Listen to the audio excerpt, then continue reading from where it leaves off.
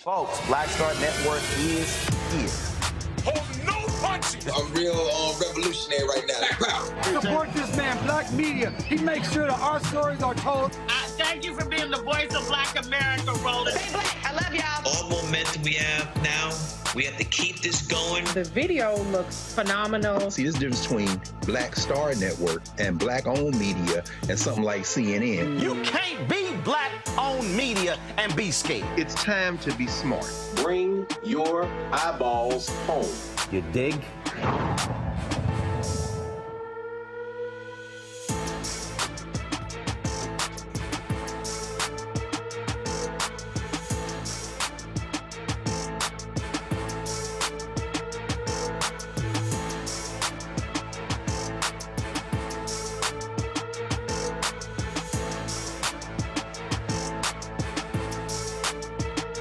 Hi, I'm Isaac Hayes III, founder and CEO of Fanbase.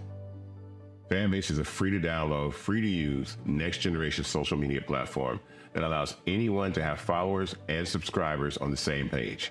Fanbase was built through investment dollars from equity crowdfunding from the Jobs Act. People just like you helped build Fanbase, and we're looking for more people to help build Fanbase.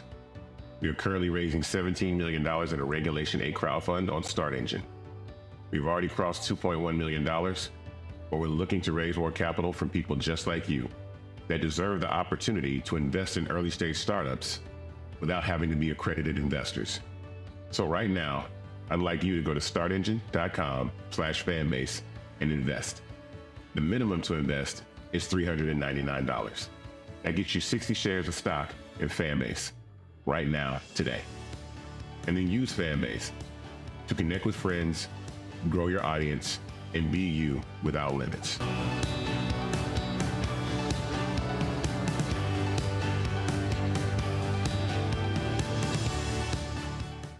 Go, Roland. Folks, today's Monday, December 2nd, 2024. Coming up on Roland Martin Unfiltered, streaming live on the Black Star Network. We're live here, TWA Hotel at JFK Airport in New York City, where there was assortment of union workers, labor officials, and community advocates who are focused on, of course, the ongoing fight for union representation.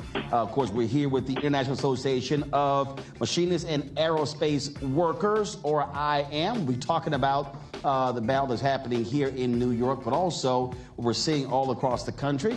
Also, we'll be talking about the election results and the impact that is going to have on unions across this country. Lots to talk about, folks. It's time to bring the funk. I'm Roland Martin Unfiltered on the Black Star Network. Let's go. Whatever it is, he's got the scoop, the fact, the find. And when it breaks, he's right on time and it's rolling. Best believe he's knowing. Putting it down from sports to news to politics. With entertainment just for kicks, he's rolling. It's on go, roll, y'all. It's Roland Martin, yeah. Rolling with Roland now. He's funk, he's fresh, he's real, the best, you know he's Roland Martin now.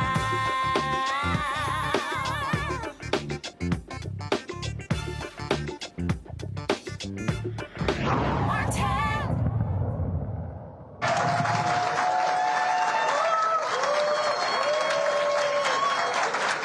Folks, we're here at TWA Hotel in JFK Airport in New York City. And, of course, glad to be here. A couple of months ago, we were in Atlanta with IAM, talking about, again, the effort to unionize Delta ramp workers there. And so we're now here at JFK Airport. Lots has happened over the last couple of months. Let's get right to it. Richie Johnson, he's General Vice President, IAM Air Transport Territory. That's it. Y'all gonna clap on? Yeah, I'm gonna leave you hanging right there. It's kind of like, should we clap for him or not? I don't know. What would you do? Yeah, there's gonna be a long walk home. First and foremost, since we last chatted, that was in September, when we talked, how has the effort gone since we broadcast that show? Yeah, I mean, initial big boost, and it continues to grow. You know, I had mentioned the last time we were together that if we were able to grow our numbers and capture the folks that cards had expired, that we would possibly be found by the end of the year. The struggle still is getting those folks that have not, that their cards have expired.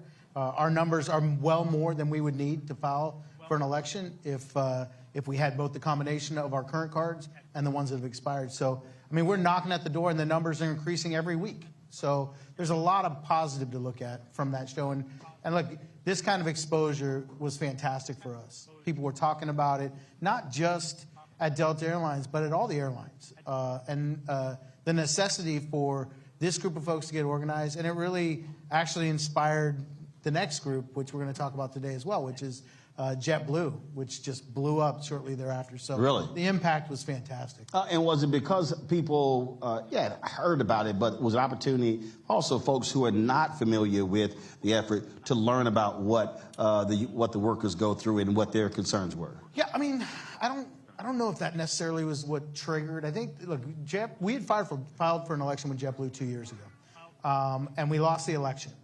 Getting to a filing was a big deal. It was the first time in 19 years that a filing had been done on that property. And I think, if anything, us being able to get the message out to those folks as well, what it did was it said to them, hey, look, let's not get left behind. We dropped the ball last time. Let's get on this thing. And we literally said to that group of people, look, if you want this, you got to do it yourselves, at least out of the box. Mm-hmm. And they 100% have done the drive themselves, which is fantastic. And that's, a credit to what they're doing, what we're doing at Delta Airlines, and to that group of folks that are saying, hey, look, we don't want to get left behind. It's our turn. As we discussed last time, when you look at the percentage of Americans who have a favorable view of unions, you have not seen it this high in quite some time.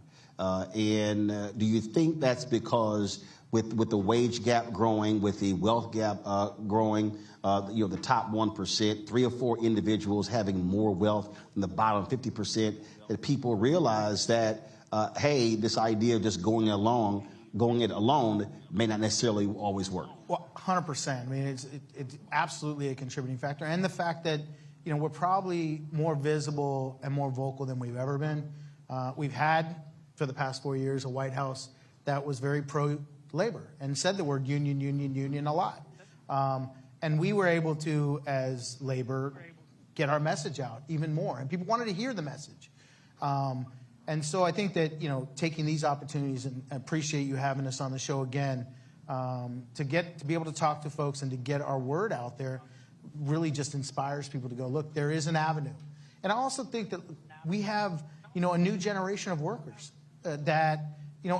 we have a new generation, period, right, that are very involved. And they want to be involved in something. Doesn't matter what it is. They want to be involved, whether it's social injustice, whether it's this movement or that movement. And we have an opportunity to be the something.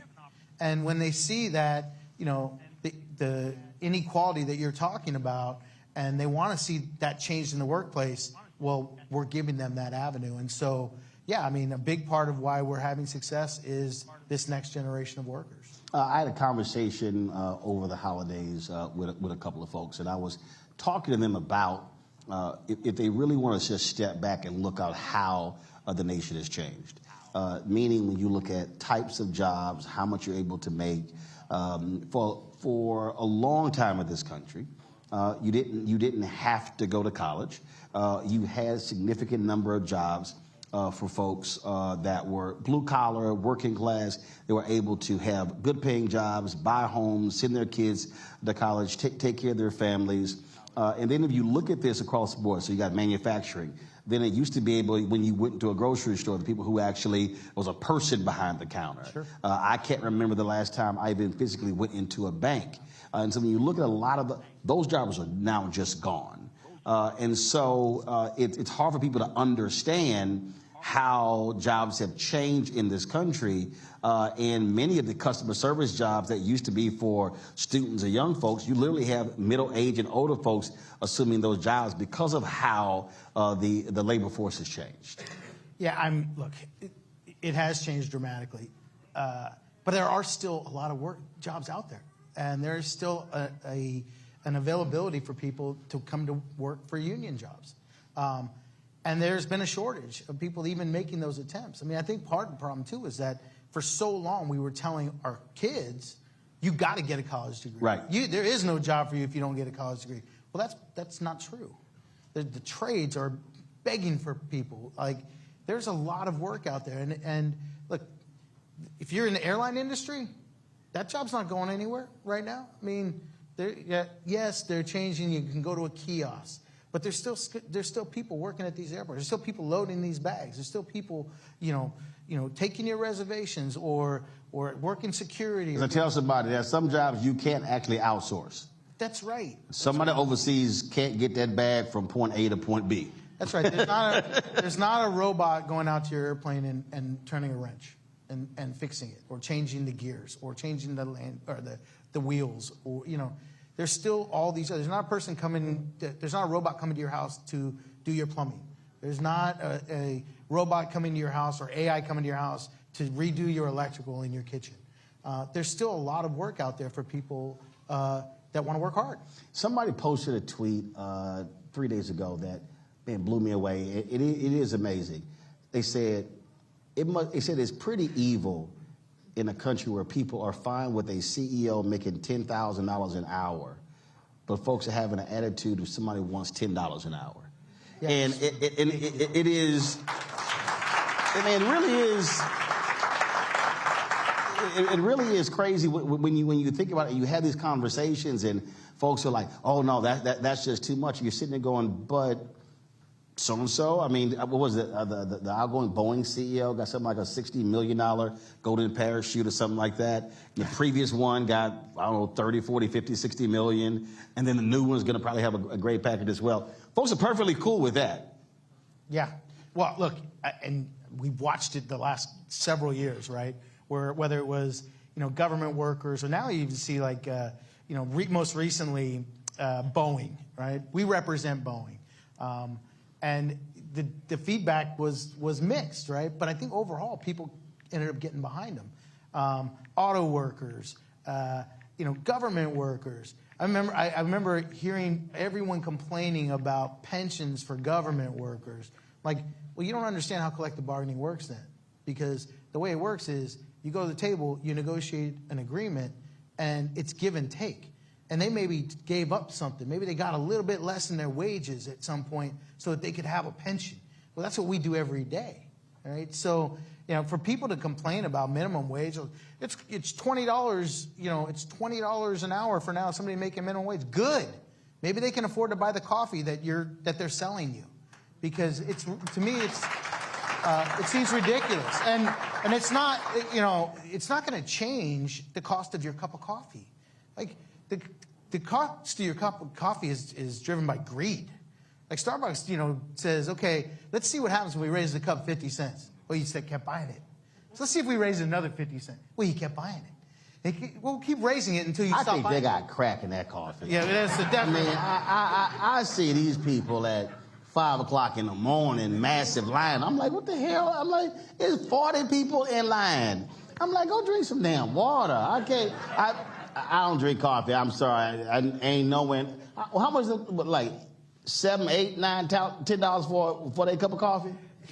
Man, that's like a case of water. I can't. I'm sorry. Two cups of coffee and you just paid that person's hourly wage. Just wake the hell up. That's what just slap yourself. There you go. I just saved you about $9, $10. But I just find that argument absolutely ridiculous. Oh, how about this one? So I was flying back from Houston from Thanksgiving, and so I'm on the plane. I'm looking at this story, and I knew it was a lot. So in 2023, the top 20 airlines took in $33.3 billion for fees for carry-on bags. $33.3 billion. Yeah, and that's greed. There's no other driving factor than greed. Okay, you have airlines that don't have bag fees. Southwest Airlines, there's no bag fees, right? They're still making a whole lot of money. I sit on the board of directors of United Airlines. They talk about this. They talk about the bags and say, we can't get rid of the bag fees now. It's just too much money. We make way too much money to get away from the bag fees. And by the way, here you go again, 50 cents cup of coffee. You keep paying it. You know, you're not changing airlines. Those flights are full. They don't care. And people are still checking their bags. They're not saying, hey, I'm going to bring a carry-on. No, they're still checking their bags. As long as we're willing to do it, they're going to keep charging it. You mentioned earlier in terms of folks whose cards expired, and when we were in Atlanta, actually when I was flying back, I was flying back. I was on Delta, and I saw a brother. I said, hey, you know, we had a show last night. He's like, yeah, I saw the show. There's another side to the story, too. I was like, oop, I guess he wasn't down with the show. Like, oops, okay, no side he's on. Yeah. So how do you still deal with that? I mean, is it a one-on-one thing? I mean, how are you trying to educate workers who are skeptical of unionizing your ramp workers and others? Yeah, it really is a one-on-one when we can get them, right? This is an opportunity for people to hear us, and maybe they'd be willing to have those conversations. When we have those sit-downs, when we are able to knock on their door or their coworkers are able to engage them in the workplace, the vast majority, the percentage is super high. 70, 80% of the people that you can talk about the actual comparisons, they buy in. They're interested. So what's their fear? Is their fear, hey, if we do this, this is going to cause us to lose our jobs? Is that the fear? Sure, there's definitely that fear. There's absolutely that fear of that I don't want to be a target, right? There's absolutely that fear. But there's also just the unknown, right? They're being fed, you know, and I mentioned this on the last show.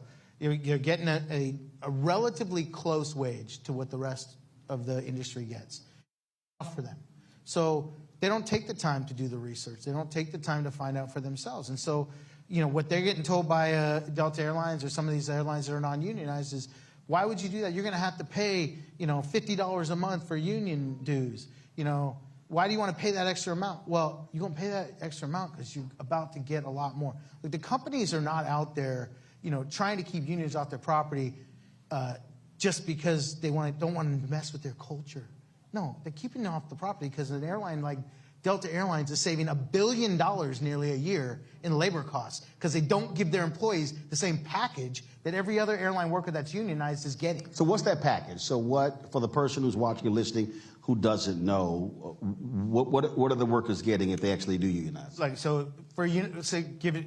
I'm not going to go through every airline, but I'll just take United Airlines as an example. United Airlines, the employees of United Airlines have the top wages, or at some point were the top wages. We're in negotiations again. They'll go back to the top. But the top of the industry in wages, they got a pension, they got a 401k, they have medical plan, they have dental plan, they have paid vacation, they got paid sick leave, they got profit sharing, they got shifts that they get to bid, they get double time, they get overtime, extra pay on their holiday. If they work a holiday, they get double time. Their package is complete. It's not an empty shell where it's painted pretty on the outside with a dollar sign, and then on the inside it's empty. Like, a contract at United Airlines is 300 pages long. And it's not just about that, too. They have protections. They have rights, grievance procedures. If they are wronged in the workplace and a contract is violated, whether it's bidding your shift or picking overtime or things of that nature, they have an ability to say, you passed me over, now you have to pay me. And you have representation to do so. So compare that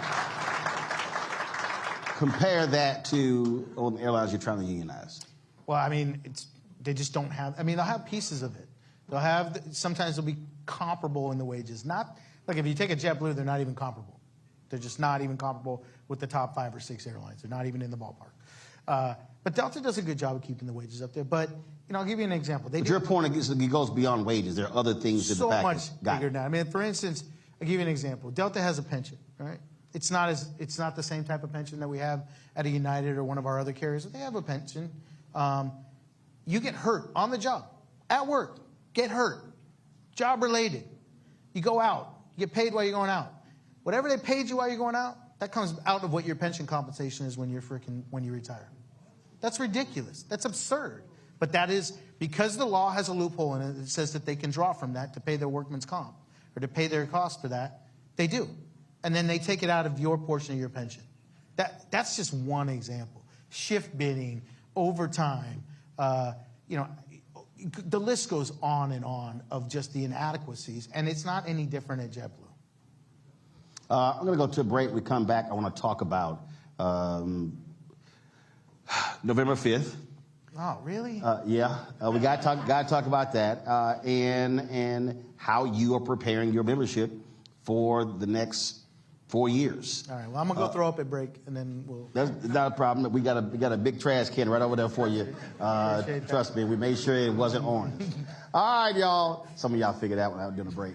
All right, y'all. Gonna be right back here from TWA Hotel at JFK Airport. You're watching Roland Martin Unfiltered on the Black Star Network.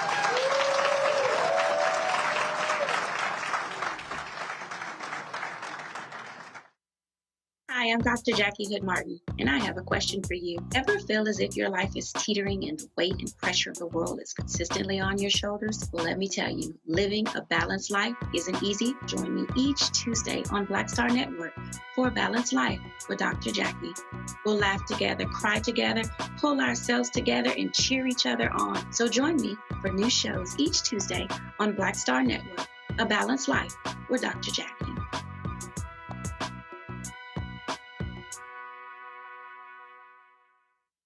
What's up, y'all? Look, Fanbase is more than a platform. It's a movement to empower creators, offering a unique opportunity for everyday people to invest in Black-owned tech, infrastructure, and help shape the future of social media. Investing in technology is essential for creating long-term wealth and influence in the digital age. The Black community must not only consume tech, we must own it. Discover how equity crowdfunding can serve as a powerful tool for funding Black businesses, allowing entrepreneurs to raise capital directly through their community through the Jobs Act.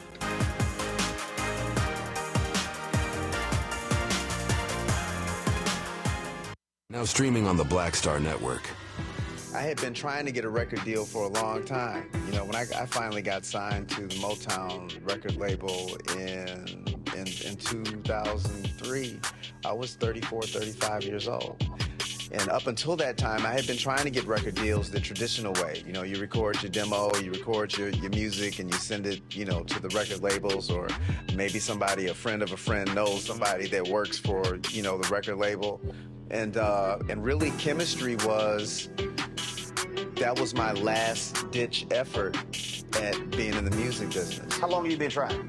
I've been trying since I was a teenager. Wow. You know? And you know. And I'm grateful that it didn't. I'm grateful that it happened when it happened, because I wasn't prepared, you know, as a teenager to embrace all that comes with a career in the music industry.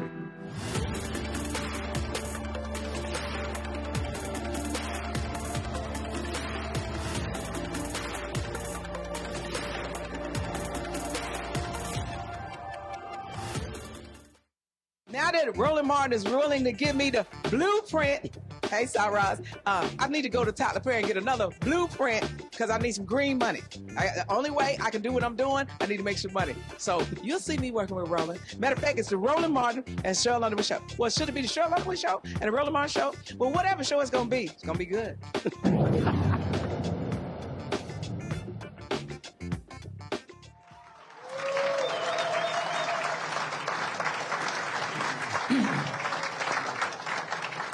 All right, folks, we are back here at TWA Hotel at JFK Airport. Richie Johnson joins us, of course, General Vice President, IAM Air Transport Territory. So last time we chatted, we were in Atlanta in September. Election was 2 months out. Did not go the way many of us wanted it to go. It's amazing to me to listen to people who will say, oh, yeah, I know he said those things. I just don't think those things are going to happen. As we talked about, some of your union brothers and sisters wanted him back in, but unions have a bullseye on their back and on their chest from this incoming administration. Yeah, I mean, it's a scary time, and it is interesting to hear, you know, some of our members that, you know, thought this was in their best interest. It's like they must have selective amnesia, because we had 4 years of it. We saw what happened. I mean, I guess the upside to the 4 years when Trump was in was that we organized like we never had in the past, because wages were so stagnant. because the people he was putting into positions, whether it's the National Labor Relations Board or the National Mediation Board, were so anti-union that the damage that he was doing was horrific to workers. That maybe they forgot that there was over 45 manufacturing plants that closed, many of which we represented, and that those jobs just were going out of this country. And manufacturing increased under Biden-Harris. Well, a lot increased. Wages increased. A lot happened that was very positive and pro-worker, and they certainly were out there, fighting for our cause. I mean, we had the Secretary of Labor was a former union leader until he left, and then they brought in the next one. But a huge labor background. The head of the National Mediation Board, which is the body that governs the Railway Labor Act that we fall under in Air and Rail, had been an attorney for the Machinists Union. There was, the new person that they put into the National Labor Relations Board, huge labor background. These were people that had experience and that were pro-labor. And those have a massive impact in how we are governed, in how elections go forward, the rules behind elections, having stopping the companies from having meetings that just bash unions.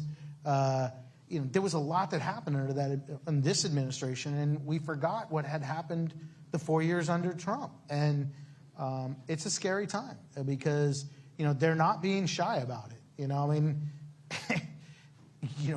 He can say whatever he wants about I don't know anything about 2025 or. Well, I'm just going to hire everybody who work with it. But I'm going to hire everybody. Now I'm going to put them in positions of power. Right. And there is a very large section in 2025 that says, get rid of the National Labor Relations Board. Try to do whatever we can to look, Jeff Bezos and Elon Musk are suing, and they want the Supreme Court to rule against the National Labor Relations Board. Yeah. That's real. The list goes on. And it was like, look, they bought into the rhetoric. And it was just... how do you... That's the thing that it is still befuddling to me, that you could have the most pro-union administration since Franklin Delano Roosevelt. It's still crazy to me that the vice president can cast the tie-breaking vote that saved billions of dollars in pensions, 600,000 Teamsters, and they're like, yeah, we're not gonna endorse, and you're like, what the hell just happened? Yeah, we talked about it on the last show. I was like shocked at some of the stuff, but even we talk about hearing the words right out of his mouth, like out of his own mouth, in his conversation not that long before the election with Elon Musk. He said, if workers are striking, fire them. And then you're going to tell me, well, that's not what he meant? If you are a union worker and you voted for, I'm like, you're just voting against your best interest. He said, you mentioned the overtime with United Airlines. He said, what did he say? Oh, I hate overtime. I hate overtime. I'm not paying people overtime. But then on the other side of his mouth, he says, I don't think overtime should be taxed. Yeah, because you don't want there to be any overtime. We can just eliminate taxing on overtime as long as there is none, right? And so, that works. And so, and that was just unbelievable to me that I would see individuals, and you're going, and that's why also it was driving me crazy. All these people would say, well, economic anxiety, and no, many of these folks were not voting for economic policies, because if you were voting for economic policies, there is no way in the world you can be a union worker saying I'm voting for economic policies, I'm voting for the working class, but I'm on. Ignore Harris, but vote for Trump. Those two things just don't go together. Yeah. If you can figure it out, I'd love to know what the answer is, because I'm befuddled by it as well. I just, I guess the answer is that they just did a lot better job of scaring the shit out of people and messaged it. that some big bad immigrant was coming for your job. I don't know. I represent 160,000 workers. I don't see any illegals doing their jobs. Just it was a fear. And people, it's hard, I think, for a significant portion of our country to look outside of their backyard. Mm-hmm. And they don't even really leave their backyard because they can't. Because if they did any research, now I am fortunate because with my work I get to travel the world. And I serve on boards that are global boards. And I know how people view the economy of the U.S. And I know the impact of inflation and what happened through COVID to most other countries in the world. Like 200% inflation. Like, the U.S. dollar is a beast anywhere else you go in this world. And they envy, what our economy has done because we turned it around. Yeah, how it recovered. 3 years. But let's be honest. The Democrats did a shit job of selling that. They did. I mean, I wish it would have been better, but it wasn't. And it was easy to, for Trump to get up there with a thing of Tic Tacs and say, you know what these things cost? Or a carton of eggs or whatever. And people bought into that shit. Yeah, they bought into the eggs being high, but overlooked that there was an actual trial where they fixed the prices on eggs. And there was a literal trial. They were found guilty. It was kind of like, that's the little details. That's little details. So how do you prepare your members, though, for what is about to come down the pipeline? Because I don't know. Folks have to be prepared for absolute chaos and the concentrated targeting of unions by his folks. Yeah, I mean, I look, we have to just keep messaging. But look, I hope I'm wrong.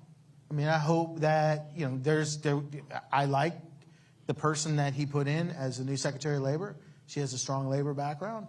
The Congresswoman out of Oregon, Lori Chavez DeRemer, she co-sponsored the PRO Act. So there's hopefully she will continue to be pro-labor. But that doesn't mean that every other appointment he makes, whether it's the National Labor Relations Board or the National Mediation Board or all these other things, couldn't go away. And it doesn't mean like every other person that he's put in there that she won't change her position and carry the company line. So it's a terrifying time, but we have to continue to do what we always do. Look, we had 4 years of it before, and we fought, and we fought hard, and we organized, and we kept battling, and we'll do what labor always does, which is fight for workers and let them know what we're doing and let them know what this administration is doing. And quite frankly, if he does all the things he promised, then we'll sing that loudly and proudly. I saw 4 years of the exact opposite of that. And I have a hard time believing that that's going to change. But man, I hope I'm wrong. Obviously, people focus on national elections. And one of the things that I've been reminding folks that, look, there's an election every single year. Next year in Wisconsin, there's a Supreme Court race. That's huge. We've seen the attack on labor unions by the Republicans in Wisconsin, and things when Democrats took a 4-3 lead with the last Supreme Court seat, that completely changed the composition of the court. I look at North Carolina. Allison Riggs won for re-election by 600 votes. The Republicans in North Carolina right now are trying to vacate her win to order a new election because they got 5-2. They want to be 6-1. So one of the things that I was reminding people that there are other places, there are state races, those Supreme Court races that are critical because those Supreme Courts have played a huge role in a lot of these labor decisions, not just, again, what's happening federal, but also what's happening on state level. Are y'all also involved in a lot of those races? Absolutely, very much so. In fact, our director of legislation is here today, and we talk about that all the time. With from the bottom up, we have to win these other elections, whether it's local, state, or federal. But every one of those is hugely important now. And in 2 years, we'll be looking at the House and the Senate as well. And so we're already preparing for that. And looking for, what the future could possibly be. We were talking earlier, and you said one of the things that even labor had to learn is how to pound his chest to get people to understand what wins look like and successes, and not just sort of just hop from one thing to the next. And you mentioned how previous 4 years, how you really focused on organizing and mobilizing. And Lee Saunders talked about this and asked me, he said we had to go back to basics to really get folk to understand and go back and have real conversations direct with our members to understand why we matter. Is that what happened? Is that what y'all had to do? Yeah, I mean, we completely revamped how we communicate and made in-person visits a priority. But it wasn't just that. It was that we had to change our whole communications. Like, we had to make sure that we had a presence on all the social networks, whether it's, Facebook or Twitter or Instagram or, go down the list. Use every avenue, including things like snail mail and email. So they have TikTok videos of you dancing? Well, I mean, did somebody put that out again? Hey, listen, it was really good. I'm just saying, I was crushing it. But no, we're trying to do as much as we can, including being on your show. Like all of this is important. It's, we take for granted that people will understand. They'll just know. Like, we just negotiated an amazing deal with American Airlines. Makes them top pay in the industry. They're nearly, for a fleet service worker, they're nearly making $40 an hour. All right?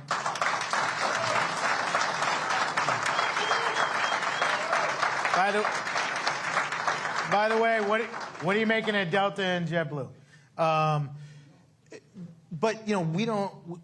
Where we fall short is that instead of going out and spending an enormous amount of time and just pounding our chest and going, look what we did, we go, we got a merger with Alaska and Hawaiian over here. And we gotta make sure that we take care of their security, and we gotta make sure that we negotiate a transition agreement that keeps them at the top of the industry. And so you just keep moving from issue to issue, and sometimes we take for granted. Mm-hmm. So we've really focused on trying to make sure that the world of workers knows what we're doing, and we continue to do that. And I think, look, as much as we're doing that, as much as we're on the Roland Martin show, or we're putting information out, in the different social networks, when I go to a break room, I go to as many as I can. I have an office in D.C. I'm there twice a year. Like, I don't go to the office. When I have a downtime, I go out and I visit the members. And many of the members in this room will say, hey, look, he came to my station. He was out there and he talked to my people. I go out there not because I want to say, pat on the back. I go out there because I want to talk to them about what their issues are, but I also want to tell them about what we've been doing. And when I go to those break rooms and I say, hey, did you know that this happened, this happened, this happened, this happened, this happened? And unless it's on their carrier, they probably don't. And it's important that they do know, because what you do at United affects American. What you do at American affects Southwest. What you do at Southwest affects Delta and affects JetBlue. And each one of those, Alaska and Hawaiian and all these other carriers that we represent, every one of those, look, when COVID hit and United put a mandatory vaccination in, it was the rest of the airlines just jumped on the bandwagon. Because one airline did. It doesn't just go when that kind of thing happens. It goes for everything. When United gets the best wages in the industry, American Airlines goes, look, for us to stay competitive, right, we got to get the best wages in the industry. And so we go in there and we fight for that. And we're not doing this parity bullshit either anymore. Where, hey, we want to make sure everybody's equal. That's fucking bullshit. All right?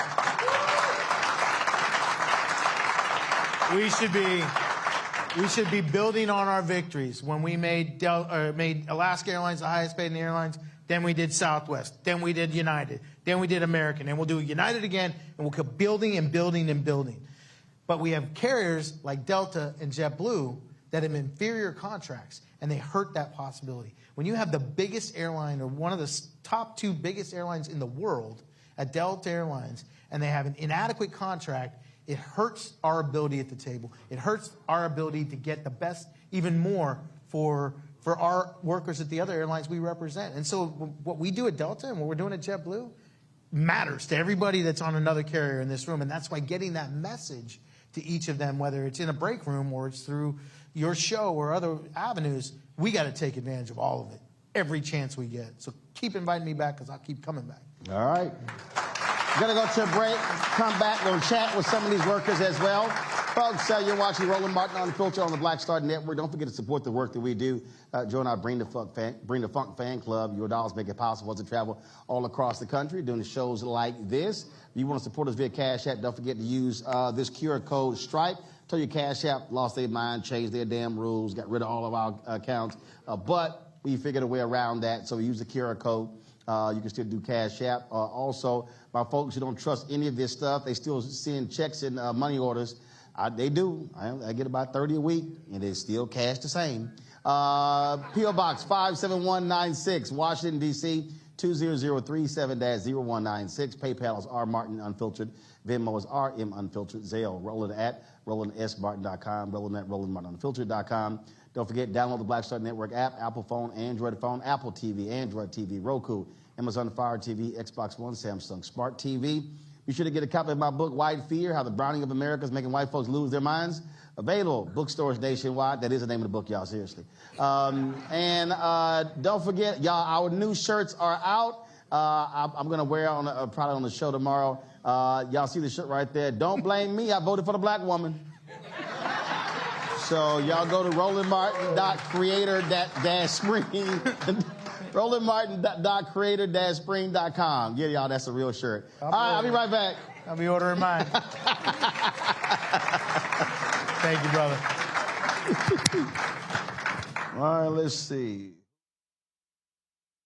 On the next Get Wealthy with me, Deborah Owens, America's Wealth Coach, Black Americans have 1/10 the wealth of their white counterparts. But how did we get here? It's a huge gap. Well, that's why we need to know the history and what we need to do to turn our income into wealth. Financial author and journalist Rodney Brooks joins us to tell us exactly what we need to do to achieve financial success. You can't talk about why we are, as Black people, where we are, unless you talk about how we got here. Bridging the Gap and Getting Wealthy, only on Black Star Network.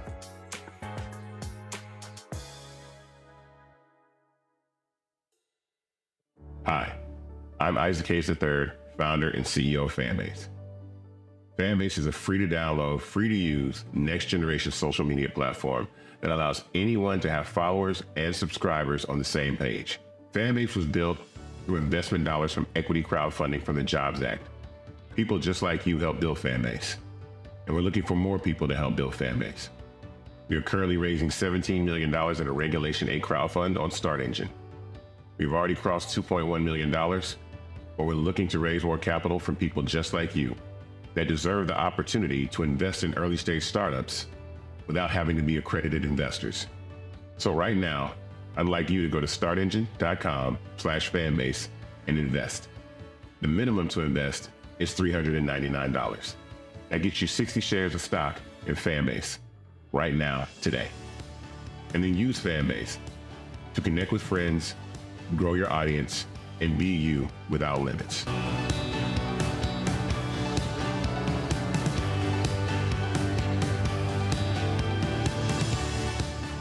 Hatred on the streets, a horrific scene, a white nationalist rally that descended into deadly violence.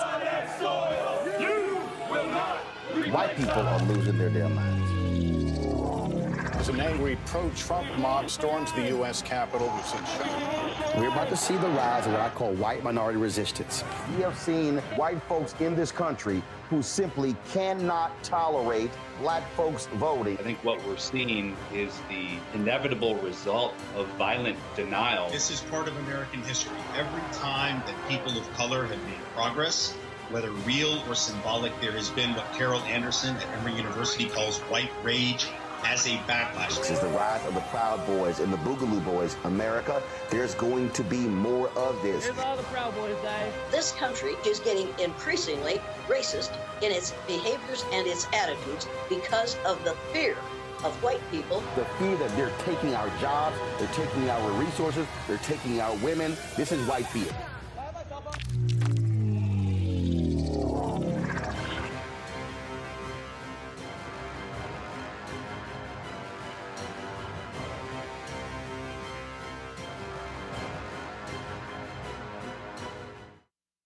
Pull up a chair. Take your seat at the Black Table with me, Dr. Greg Carr, here on the Black Star Network.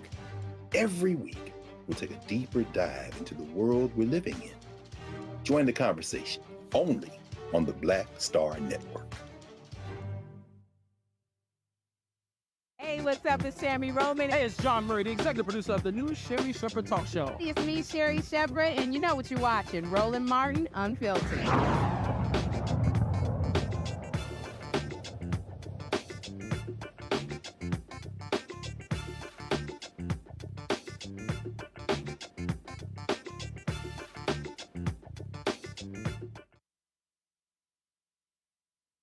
Delta and JetBlue workers are fighting for a voice at work.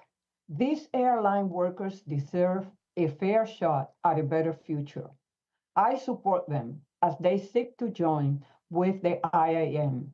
By staying neutral, Delta and JetBlue can show they respect their employees and their right to organize.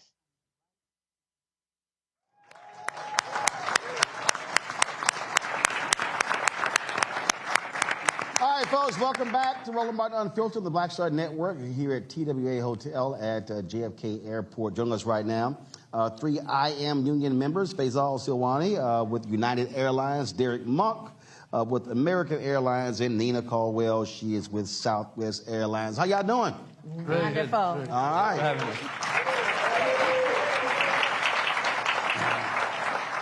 So, Nina, I'll start with you. So, for the person out there who doesn't understand that they don't work for an airline, they're part of a union, why does that matter? Being part of a union matters because it affects your quality of life. When we say quality of life, most people think of pay, but it also affects the fact that you have respect, dignity, equality, equity, a voice at the table, and it affects our safety because we all want to come to work and leave the same way. Now, how long have you been with Southwest, and what's your job there?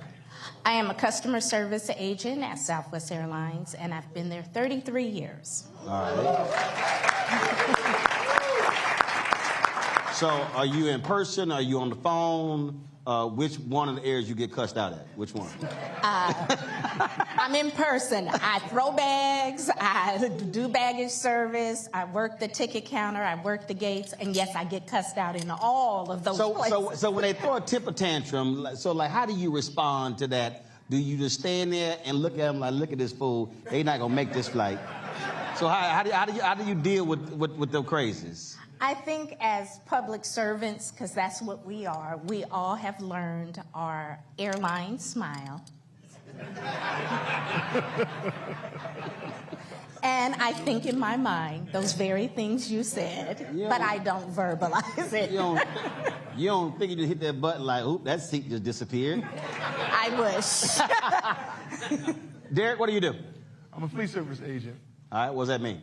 Well, we take the bags, we load them onto the planes, and we take them from plane to plane, make sure our customers get them.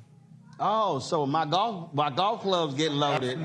Absolutely. No, it's funny. See, I heard you talking about those. See, there you go. Hey, see, listen, I posted enough. I think I've hit every airline. So no matter when I fly, they like, look, your golf bags are just fine. And we check. Your clubs will not get broken. It's all absolutely oversized belt. So same thing. So for you, what has it meant? Being able to be part of a brotherhood or sisterhood, and not just having to, fight for wages and things like that on your own, but being a part of a collective. Well, you can do more, with fists than you can do with one finger, and so we are stronger collectively than we are by ourselves, and so being a part of the union, as Nina said, helps with the quality of life and not just the pay, but the things that give you respect.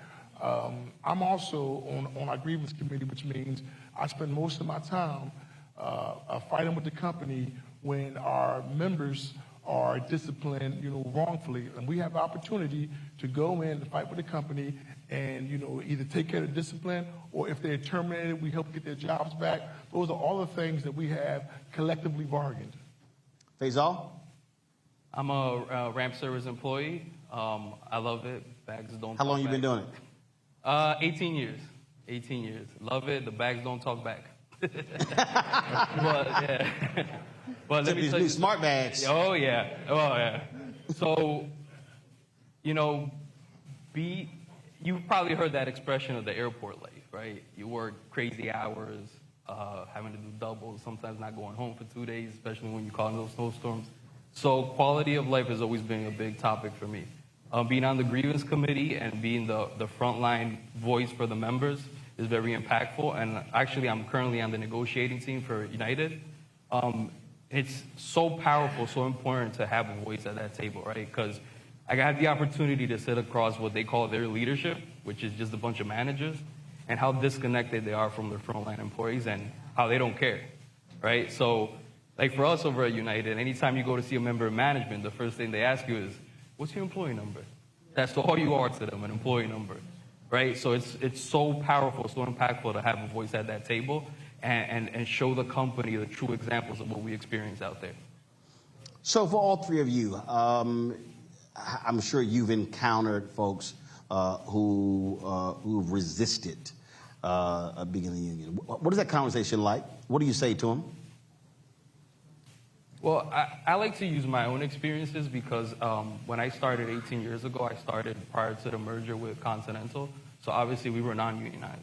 And I was a victim of being non-unionized, right? Mm-hmm. So we did unionize and we did merge, but I didn't have job protection as far as where I came from. I started at the cargo operation, and I was faced with outsourcing. Have a company come and tell me after 7 years, hey, by the way, we're going to get rid of your job, but if you want, you can work for the vendor for half the pay and no benefits. So it's sometimes those personal experiences, explaining it to a member who might not agree or might not be 100% behind the union, gives them a firsthand of how important it is to have a union. Luckily, the language that we did have allowed me to come up to the ramp, and those type of experiences help those members understand why it's so important to have a union. Yeah, I agree with that. We have a lot of members who they don't understand, what the union has won for them. They don't understand that it was the union that created the 40-hour work week. They don't understand that it's the union that makes sure they have paid holidays. They don't understand that it's the union, that is able to set up meetings, so they can have a better work environment and safer working vehicles and things like that. So they don't understand those things. And so those are the things that we try to educate them, especially, when we get new hires or people who just, don't seem to care. We try to do our best to educate them up. Until they get in trouble. Yeah, until they get in trouble. Oh, absolutely. And then you everybody's best friend. Yeah. Nina? I'm a piggyback on the gentleman. Education is the key. We don't live in the age anymore where labor is at the forefront because kids are having kids. So they don't teach their families about labor, the labor movement. So when they come to work and they get a union job, they're not familiar about the history of the labor movement. And so us old heads, we have to take the time. We call them OGs.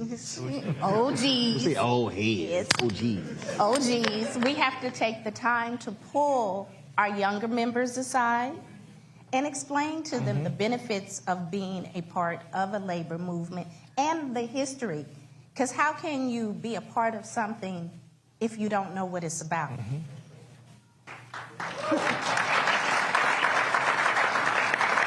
So when you face resistance, how do you deal with it?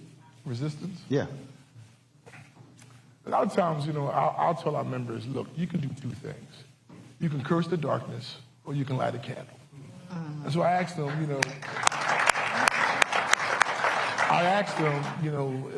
get involved. There's a man in the audience right now, Gil Simmons, who is the reason why I'm sitting in this chair right now. Because 18 years ago, I got in a situation where it wasn't my fault. He came to my rescue and asked me to get involved, and that's why I'm sitting here right now. Who's Gil? That's Gil right there. All right, stand up, Gil. He gave you a shout out. There you go. So he asked me to get involved, and I got involved so that what happened to me wouldn't happen to others. And so, you know, I always say, listen, you can talk about it, you can curse the darkness, or you can light a candle. Let's see what you can do. Bring your skills, bring your talents. Let's see what you can do. Help the union, because you are the union. Well, like the sister mentioned before, is that education, right? I like to compare our management to our unionized workers, right? So, you know, we all hate that Mando language, right? That Mando word. I don't want to stay past my shift. So I like to educate them. See, that's the perfect example. We're only required to stay 4 hours. Your supervisor, they might be here till tomorrow. So I think that education shows them how important it is to have that contract, those rights, and it just opens up their eyes to, wow, how different things could be if we didn't have that contract. And that resistance tends to step back a little bit once you educate them. Well, you talked about younger workers. Are you seeing them embrace what you're laying out and understand that their job is to continue this forward? That it's not going to be here just because. You actually have to do some work to keep this thing going, keep it alive. Absolutely.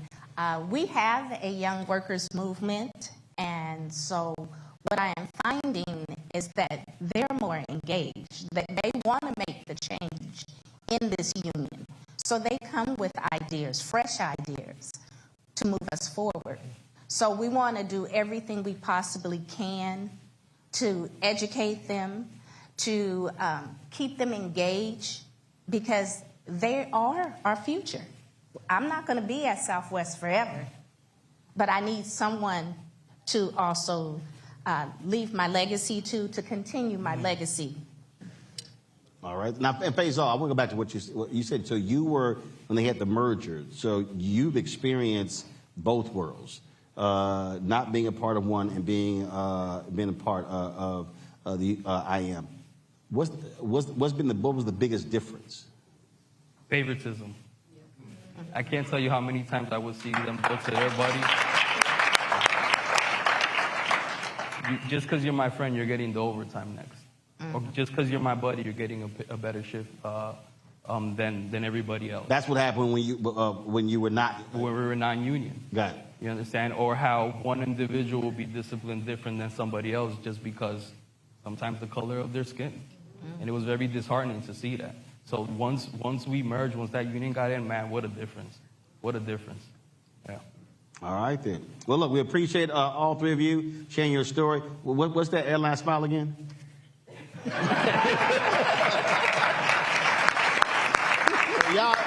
y'all act the fool, y'all see that smile, y'all know what's coming next. I'm just saying.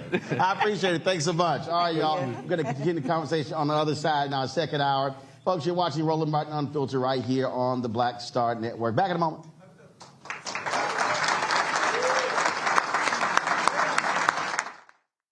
Now streaming on the Black Star Network. I had been trying to get a record deal for a long time. You know, when I finally got signed to the Motown record label in 2003, I was 34, 35 years old. And up until that time, I had been trying to get record deals the traditional way. You know, you record your demo, you record your music, and you send it, you know, to the record labels, or maybe somebody, a friend of a friend, knows somebody that works for, you know, the record label. And really, chemistry that was my last-ditch effort at being in the music business. How long have you been trying? I've been trying since I was a teenager. Wow. You know? And you know. And I'm grateful that it didn't. I'm grateful that it happened when it happened, because I wasn't prepared, you know, as a teenager to embrace all that comes with a career in the music industry.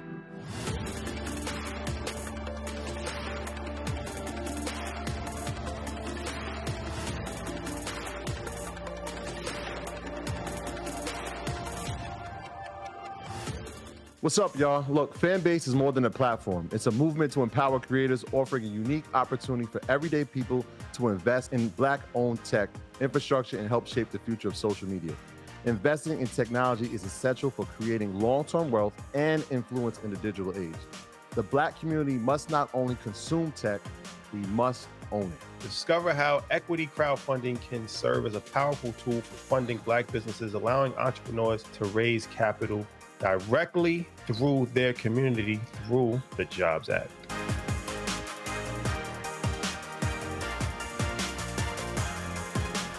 Hi, I'm Dr. Jackie Hood Martin, and I have a question for you. Ever feel as if your life is teetering and the weight and pressure of the world is consistently on your shoulders? Well, let me tell you, living a balanced life isn't easy. Join me each Tuesday on Black Star Network for A Balanced Life with Dr. Jackie. We'll laugh together, cry together, pull ourselves together, and cheer each other on. So join me for new shows each Tuesday on Black Star Network, A Balanced Life with Dr. Jackie.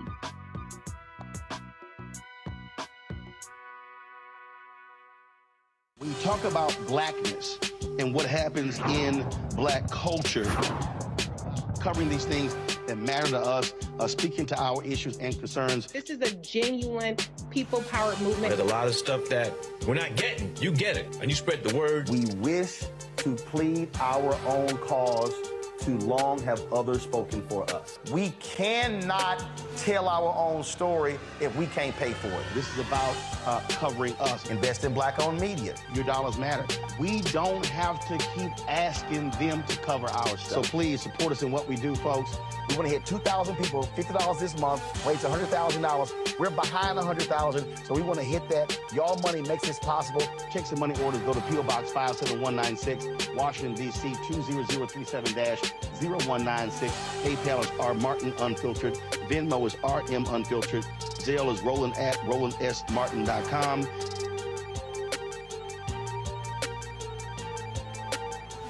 On the next Get Wealthy with me, Deborah Owens, America's Wealth Coach, Black Americans have 1/10 the wealth of their white counterparts.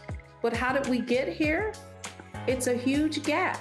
Well, that's why we need to know the history and what we need to do to turn our income into wealth. Financial author and journalist Rodney Brooks joins us to tell us exactly what we need to do to achieve financial success. You can't talk about why we are, as Black people, where we are, unless you talk about how we got here. Bridging the gap and getting wealthy, only on Black Star Network.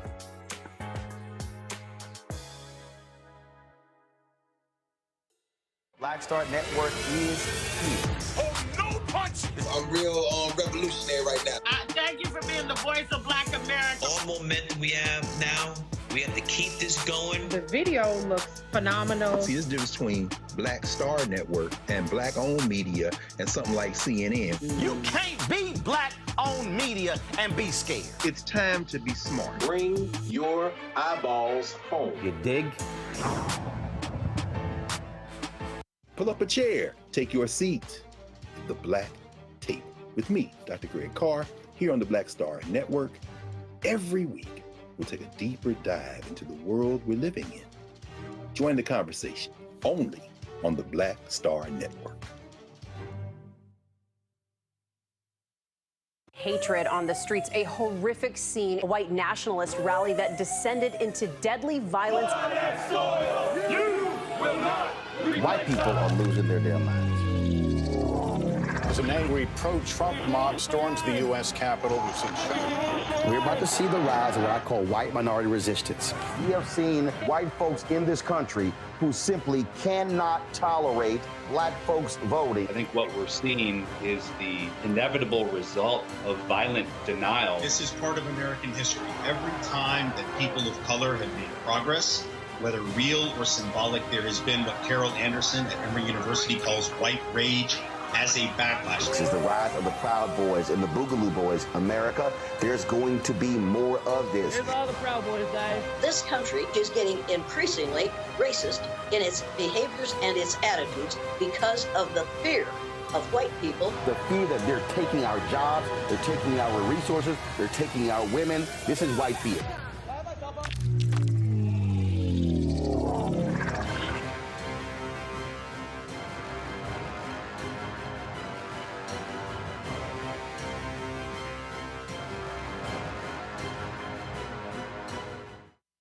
Russell L. Honoré, Lieutenant General, United States Army, retired, and you're watching Roland Martin Unfiltered.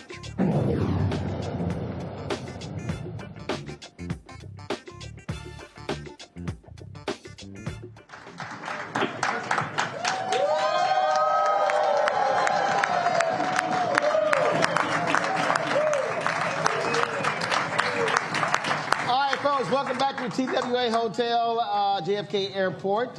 We, of course, here with IAM and a lot of work that they're doing when it comes to unionizing airport workers across the country. We're joined by three right now. Interesting mix of the panel right here. One, this will get me. So Dan McCurdy is Delta Airlines rent worker out of Minneapolis. Okay, not union.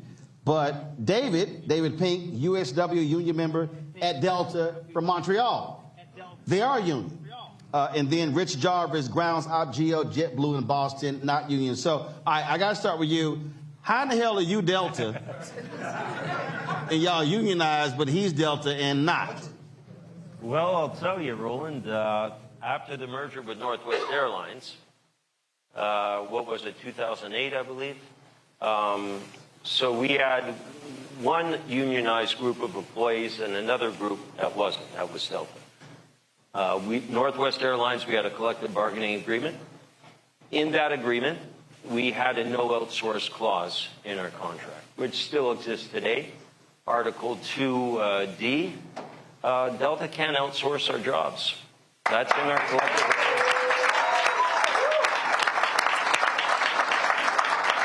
So we're now into our third deal with Delta. We just negotiated a deal that makes us the highest paid in the industry in Canada. Nice. And that was all because of the Northwest deal. No, this is the third deal since the merger. No, I'm saying is initially. Yeah, initially, Northwest was unionized, and then when there was a merger, they had to accept the terms of that deal. Exactly. So the Delta group got furloughed. The Northwest were the surviving group for the airline. Wow.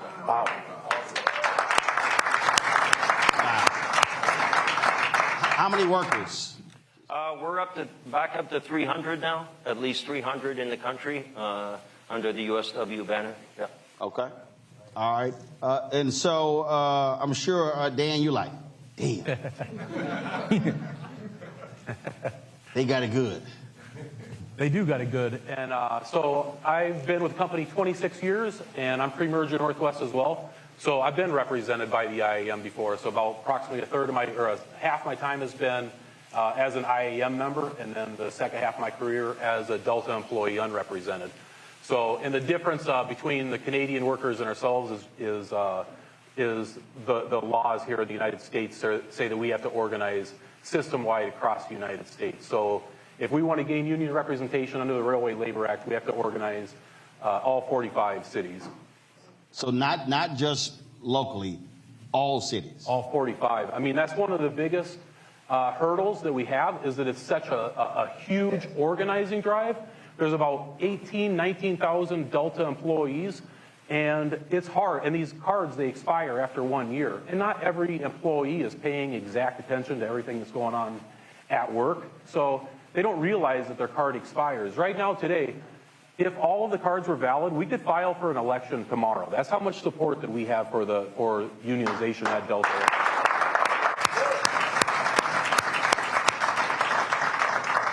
And with that said, and I'm going to throw out some numbers, I hope this is okay, but we've got like 2,000 cards that are expired because employees don't necessarily know that their card has expired. It's been longer than 1 year. So, and it's interesting. So how do they know? We've got to find them and let them know. I mean, there's no way. That's part of the. Like, is it digitized? Is it like, do you know exactly who's expired? Well, the IAM does. So union leaders can contact. We have good communication back and forth. But we've got employees in all 45 stations that have expired cards. So we've got to track them down and get them to re-sign. And it's interesting because you'll have employees, like they'll go on social media, like, what's taking the IAM so long to get us to an election? What's taking so long? And then I'll call up, hey, I see that he's wondering what's taking so long. Can you check to see if he signed a card? Well, he signed a card, but it expired like 3 months ago. So, and I'm not complaining towards that employee, but that's the hurdle that we have. Why not?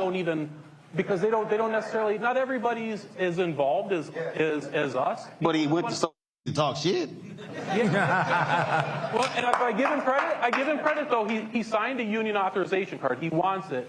He just doesn't know the intricate rules that his card expires after. So did you send a DM? So he got a DM, said, hey man, that's part of the problem. I'm just checking like. No, that's a... I'm King Petty. I'd be like, cause your ass ain't renew your card.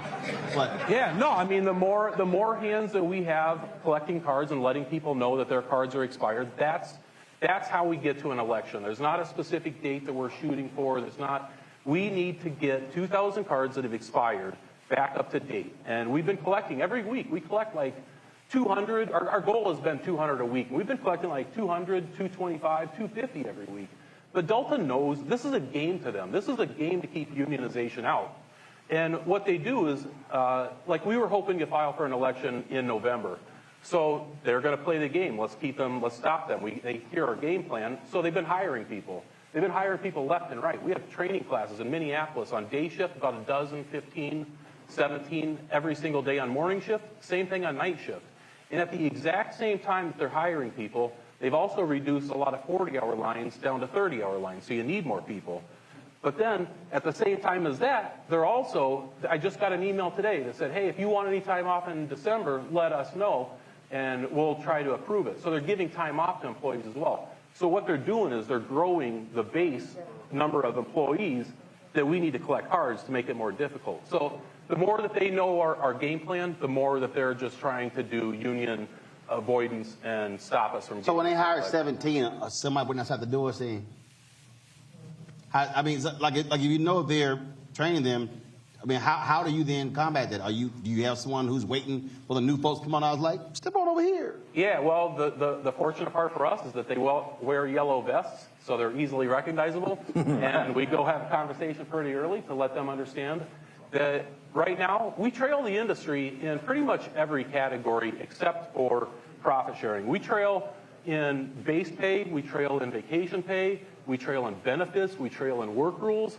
We should be leading the industry in absolutely every category. We make 40% of the airline's profits at Delta alone.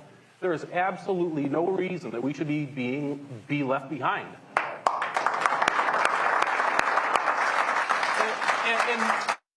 And no disrespect to any of the other airlines out there as well. When we get to a union contract, we're going to be negotiating from a different standpoint than what the other airlines have been able to, because we make so much profit. This airline has the ability to take care of every employee from head to toe. They're just choosing not to do it. So with the union, we can do that.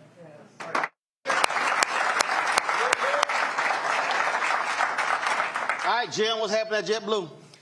Well, we went to a vote 2 years ago, and JetBlue came around to all the break rooms system-wide and scared the living shit out of everybody. How? They told all the workers that they would lose roster apps, and that's our ability to, pick up shifts, trade shifts.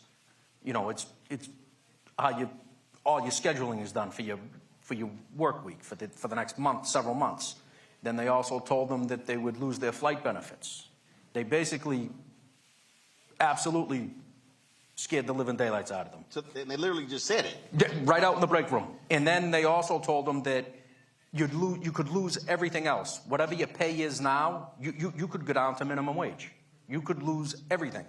I was actually cracking jokes saying, yeah, they could come to your house too and just basically take your Christmas gifts. You're going to get nothing. But then on the same hand, they went around to all the break rooms and they asked everybody to give them one more chance. Give us a year to fix this. And we went to the vote 2 years ago in February, and we lost. I went back to work on the ramp. What was the vote? What was the percentage? How much you lose by? It was ugly. It wasn't pretty. I was there. It was a bitter pill. It was 460 to, I believe, almost 900. Okay. But we had all the cards. We had everything in place. And I'll tell you, the numbers were reversed. And we were shocked. And a lot of people that signed cards, they're like, Jarvis, I'm thinking, maybe we'll give them another chance. I'm like, I don't know how that's going to work out for you. A lot of people that didn't want the union, a lot of those people wound up getting fired for very minor, petty things.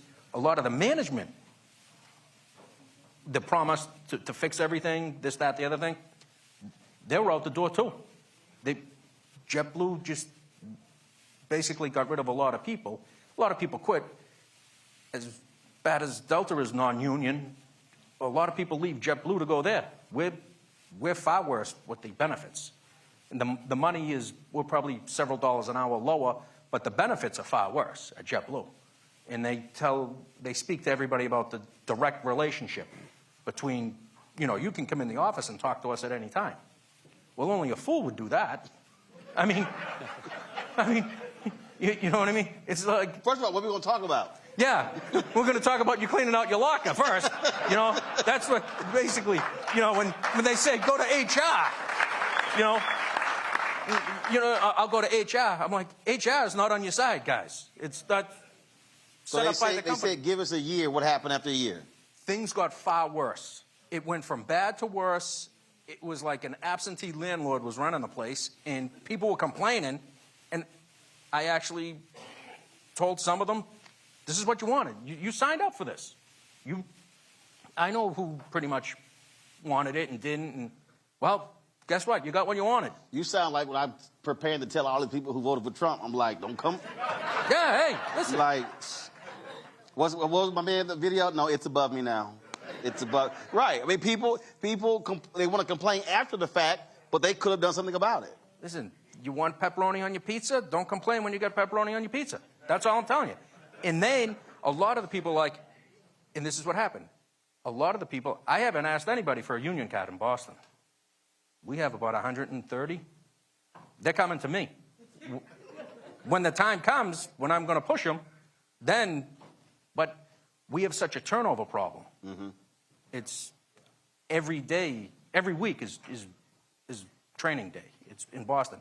For a station that has about 550 to 580 people working ground ops in Boston, we're on pace to hire approximately 500 people this year alone, this calendar year. It's constant. The bottom, almost 50 to 60% is in and out the door.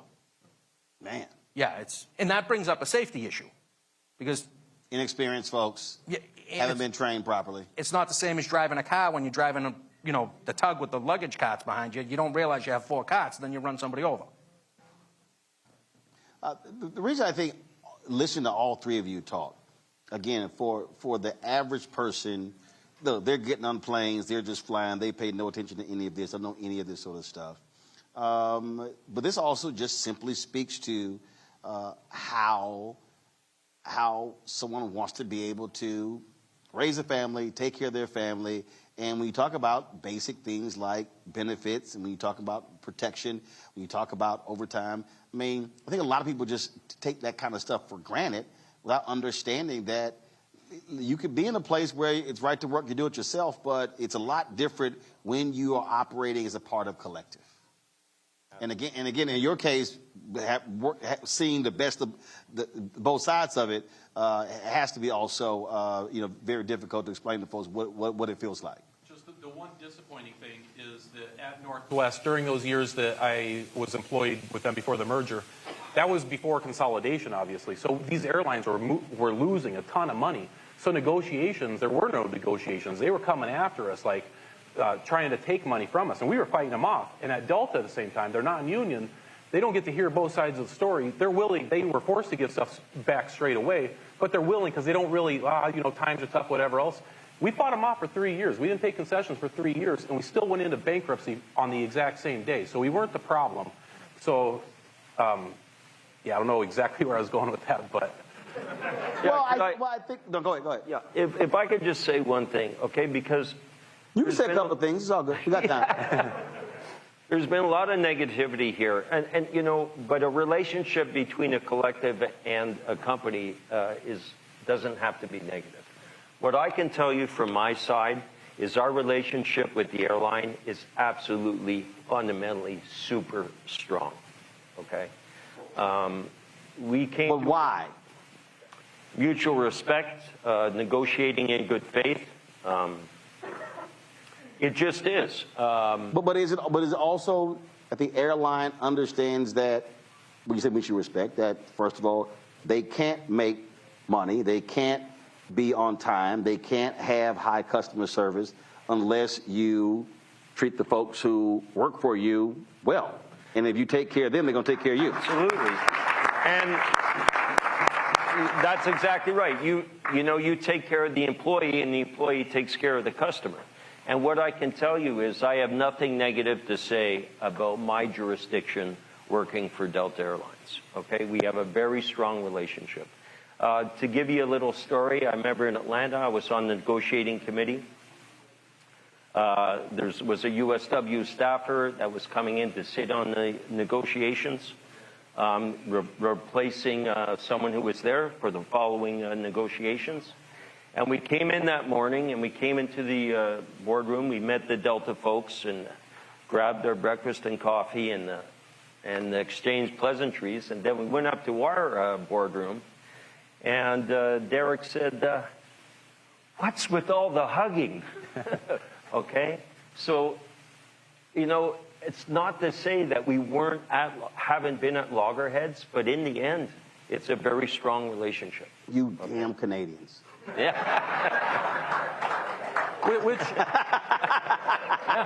It's interesting to hear him say that, because on the anti-union propaganda side of it, they're telling us that it's going to destroy the relationship, that it's going to make things horrible, that it's going to be combative every single day. And you're listening to another Delta airline employee working with the same company that's doing negotiations, and it's going great. They're getting along. They're hugging like too much, you know? So it doesn't have to be.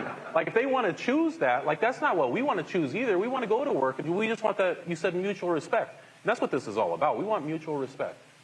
And it's not, yeah, and it's not just about remuneration, you know, it's about work rules, other benefits, everything from overtime equalization to, we just negotiated a clause. You know, when you have IROPs in this business, sometimes you're stuck in your workplace for a considerable amount of time. Now, anything over 12 hours, you're getting double time, you know, as an example. We've maintained a defined benefit pension plan where the airline pays our contributions. That's been maintained. And the last negotiations, we even negotiated a supplementary plan where we put in 2 and they contribute 2. So, you know, yeah, I mean, it was a fantastic agreement, and health and safety has been brought up. I'm also a health and safety rep. I have nothing bad to say. I mean, I sit on the committee. I chair those meetings. There are meetings as per the Canada Labor Code. And, you know, I've never had to go to corrective action. We work in tandem. We work together. We're a very safe company, in my jurisdiction anyway. I can tell you that. Very safe. And the airline does everything it can to give us the tools we need. Y'all do any hugging, Rich? No. No. I don't know about the rest of the stations with JetBlue. Rich, you need a hug, Rich? I'll throw you one. Come here. There you go. There you go.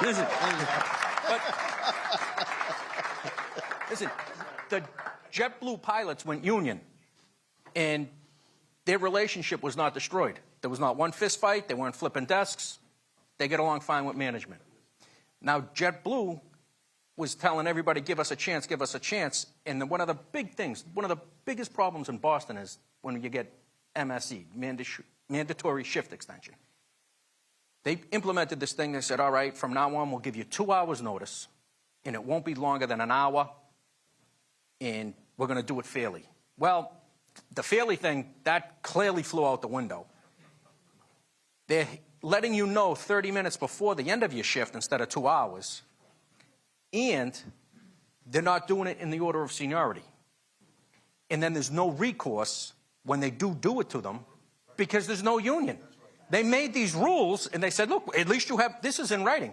Well, you take that piece of paper and you go bring that up to HR, and they're going to get right back to you. But don't wait, because they're not coming back anytime soon. And that's just the way it is. And then all the people, I sit and work, and I listen to it, and they're like, well, then the next question, Jarvis, when's the union coming back? I go, we'll be back in 15 minutes. I go, you didn't want to sign a card a couple years ago. Now you want to sign a card? And but you have to, the hard part is educating them. Mm-hmm. And there's a lot of young and then you have to, some of them are brainwashed, because when JetBlue hires them down in Orlando, as they're training them, they scrub their brain a little and they tell them how good. No, they do. They do. They tell them how good JetBlue's going to look out for them. We call it, they drink the blue juice. It's like Jim Jones giving the lemonade years ago. Kool-Aid. Yeah, killing 1,000 people, right?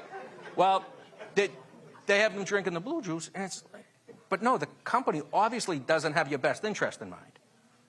They're there, but a lot of the managers and supervisors, they just turned down being managers and supervisors, especially in Boston, because they went back to work on the ramp as regulars because they got lied to, too, by upper management.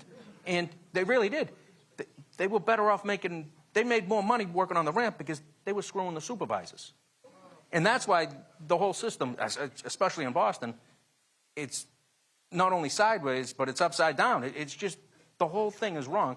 See, the thing that jumps out at me, and this is, it's really interesting when you look at, again, culture and mindset in this country. And the reality is, when you look at the places, you take a Chick-fil-A, you take some of these other companies, when you look at these employee surveys, companies that typically take care of employees, treat them with respect and dignity, provide benefits, lowest turnover, least drama, highly profitable. And but when you look at what JetBlue tried to merge, what was it? One of those Spirit. Tried to merge with Spirit. And when you look at a lot of these companies and they're having difficulty making money, things along those lines. And when your relationship is crap with employees, they're not trying to help you out. They're like, nah, the hell with you, because you haven't treated me well. And so when you listen to that relationship, or even some of the other negotiations that have taken place, is that when you say to the folks at your shop, guys, there is another way? Well, I was assigned, because JetBlue had a deal with American Airlines, a code share. I was assigned to go down to American Airlines a little over a year ago, and I had to go in their office, and they showed me on their computer how to use their computer system so I could track the JetBlue bags, and they had a guy going to us, so we did the bag swap. And it amazed me. My first day in there, their first assignment at American Airlines is when they're getting their lunch break. I went back over to my break room. I told everybody, they didn't believe me. I said, tomorrow I'll take you down there. I said, the first thing that they get is their lunch break assigned. At JetBlue, there was no lunch break assigned in Boston. Some days you didn't get a lunch break, and then, well, you got plenty of downtime. Or you might get a lunch break 8 minutes into your shift, or the last 30 minutes of your shift. Well, that's the people on the ramp. The guys in the bag room, guys like me, I do the transfer bags. But the people working the ramp, they're probably not, 85, 90% of the time, they're not getting a lunch break in the middle of their shift. They might get a shot at the vending machine or the bathroom, but they're going to have to leave their team shorthanded. But they're not sitting down heating something up at the prime of the night. And then a lot of the times, when somebody's already picked up a shift and they're doing a double, and they're working the next morning, now it's 9 o'clock at night, they'll come out and tell them that they have to stay another 4 hours. So the guy's going to be working, 23 hours out of the last 26 hours. And that's clearly not even legal, but no, you got to do it. It's not our fault you picked up those hours. Well, it's your fault you're keeping me here, because it's run short. We're short-staffed. Mm-hmm. And then as soon as there's a little weather, flights are delayed. Next thing you know, you need more bodies, because you skeleton crew at night. Now your mandatory shift extension, and 40 people.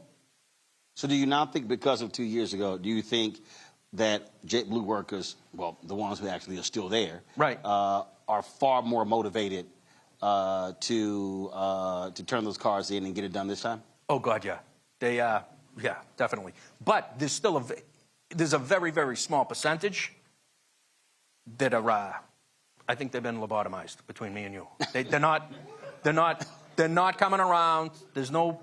That blue juice is taking total effect. Yeah, you could listen. They could get run over by a plane and they'd be fine with it. They don't. JetBlue has their back. They really believe that. Wow. You think you want to jump in? Well, The one thing that we hear over and over is quality of life work rules. We just went through, like talking about, first of all, the lunches. At the unionized carriers, in their contracts, they've got it written in their contract that you get your lunch between the 3rd and the 5th hour. It's not says, yeah, it's 4 hours. If you go past 5, you can file that you're going to be paid for that lunch if you don't take it within 5 hours into your shift. Yep. Damn Canadians. That's those Canadians. And the contracts at United and American and the other ones here in the United States, they have it as well. And some of the rules might be a little bit different, but you're not getting your lunch at the very beginning or the very end. And if you do, there's just a little show of respect. It's not going to break the bank that says thank you for taking your lunch at an inopportune time. The other part is we just go through the holidays and we watch, like United. I know their contract. I was talking to a guy that works for United. For our holidays, obviously we fly on holidays as well. So there's 10 holidays. At Delta, you can either float the holidays throughout the year for some other day, or you can get paid double time on that day if you choose to work it. At United, you can choose to float that day throughout the rest of the year, or you can choose to work it, but you get paid double time and a half. Like there's no reason that we have these work rules that lag the rest of the industry. And part of the problem is that our coworkers just don't know all these benefits that the union contracts gain them. It feels like on holidays, like, you know how you go to a slot machine and you hit the bonus and it just keeps racking up money? Like that's what the union contracts are doing with their work rules that they mention in there to get extra pay. And at Delta, we're busy sticking the quarter in and pulling the trigger one time, getting one spin out of the deal. So it's all these shows of respect. It's the quality of life. It's having everything that's defined that you can get, look at a book and see exactly what's going to take place. That's worth maybe not a dollar amount, but it's worth a lot in security, peace of mind. If there's one through line, this show, previous show, and my goodness, even when I talk about all the stuff we did during this election, it's just the number of people, you hear the phrase, when you don't know, you don't know. And it just requires a constant state of education for folks to understand that they're missing on a lot of stuff. And if they would just listen, get educated, read, and understand, then a lot of the complaints, there's a way to fix those issues. Except in Canada, y'all are correct. Management probably brings y'all birthday cakes. Yeah! Yep! I mean, and that is part of the problem, though, is that they do get educated, but they get educated from our corporate. Like Delta has messaging for our employees every day, so they only hear one side of it. And the good part about a unionized workforce, you're going to hear the corporate, whatever they have to say, but you also get to hear a balanced response to it, where the IAM members get to come into the job and explain to you, listen, this is maybe why it's not so good, and you should think about this other way. So people, they do want to be informed, but when you only get information from one source. What is the weirdest, as I was saying earlier, the number of people who literally are fine with the CEO making $10,000 an hour, but they act a fool when a worker says, can we get paid $10 an hour? I can apply this. I mean, how many fans out there will bitch and moan that their favorite NFL player is holding out for better contract, and they're like, man, get back on the field. The owner's a billionaire. Yeah. And this is, I had folks with Black Census Lab. This was a few months ago. They had their survey. They did a survey, 211,000 African Americans. And in their survey, a majority of them were against raising corporate taxes because the company said, oh, they raise corporate taxes, y'all get laid off. When they're going to lay you off anyway, whether they like it or not. But it is the number of people who literally will take the side of management or corporate leaders over their own well-being, and then when layoffs come, then they're one of the folks that they go, what the hell? Well, do you see what you did? And it's just it's just a hard thing, I think, to get people to understand that. If I could point out, Roland, you mentioned, if I could just point out, you mentioned layoff, furloughed. That's also in our deal. So you're furloughed with our collective agreement. You have 25 years service, you'll be paid up to 1,000 hours. 1,000 hours paid. Now, during the pandemic, whoever would have thought that that clause would have come to use to that extent? But once again, it goes to show you what a collective bargaining agreement Oh, can listen, do. I need you, listen, my dad worked for Amtrak for 25 years. They got furloughed in Houston. He got paid for 7 years. Wow. Yeah, that's yeah. So like, he was at the crib every day. Now that kind of got on our nerves. Because he watched the damn news all day long. 6 a.m. to 7 a.m. to noon to 4 to 5 to 6 to 9 p.m. to 10 o'clock, and then the damn rebroadcast. Yes. Then when one station started 7 p.m. newscast, he was watching that. I was like, bruh, seriously? And then he questioned why I decided to go on the news. I was like, all that damn news I had to watch. But again, but the deal they had was, and there were raises in it. It was a 7-year furlough. Wow. Right. And so, and just Jim like, damn. Yes. Are they hiring? That's what happened. So, but again, that's what happened. But that was a negotiated deal. And to your particular point. Yeah. How do you see the next phase for you? You talked about, again, 2 years ago. Now folks are coming to you with their cards. How far away do you think you are from being able to get to the point where to call the election? I don't know, James. Is that classified? Can I? With a little bit of pressure on the gas pedal, we're probably just 2 months away. But your guys are highly motivated. Your men and women are highly motivated. Yeah, they're highly motivated. It's not going to take a lot considering their treatment. So it's, but again, there's going to require significant footwork. Right. Because you're going to have to talk to, because a lot of the new people will be like, oh, gee, I don't know. Let me talk to someone. When I was helping out with the Delta campaign, one guy, he said, let me ask my manager about this. I'm like, no, guy, don't. That's the wrong, that's the wrong answer. You're like, no, here's a list of fired workers you can call. So I gave him information, and I believe we eventually got his card. But there's a tremendous amount of educating. Unfortunately, this goes back to the school system and whatnot, and unions haven't been promoted the way they were when I was growing up. Mm-hmm. Just like not that long ago, obviously. David, I just got an email from one of your members. He said, you forgot to mention the fruit baskets. David, I'm just kidding. Any final thoughts? Anything? Yeah, if I can just say, the other thing about collectives, for me, the United Steelworkers has been a great experience in my life. It's a national local. It's many disciplines. I've met so many great people that are all really out for the same thing, a quality of life for our brothers. And I've really had some great relationships. And it's been really a rewarding experience for me to be a part of the United Steelworkers. So there's that element too. Unions are have such a great cause, and there's so many great people within them. I've met so many great people. I've met a lot of great people here at the IAM just today. So keep it up, And they're all trying to get their passports to go to Canada. Yeah. I would just like to do a call for action from my fellow Delta employees. We have enough support to get us to an election. And we do the math. We need 2,000 cards. That sounds like a lot of people we need to get re-signed. But we've been getting 200, 225, 250 every single week. So don't sit there and do the math and go, man, that's 10 weeks so we can get to an election, because you can't put a date on it. You can't sit there and say that we're going to have an election on this date and then just wait for a bus to get there.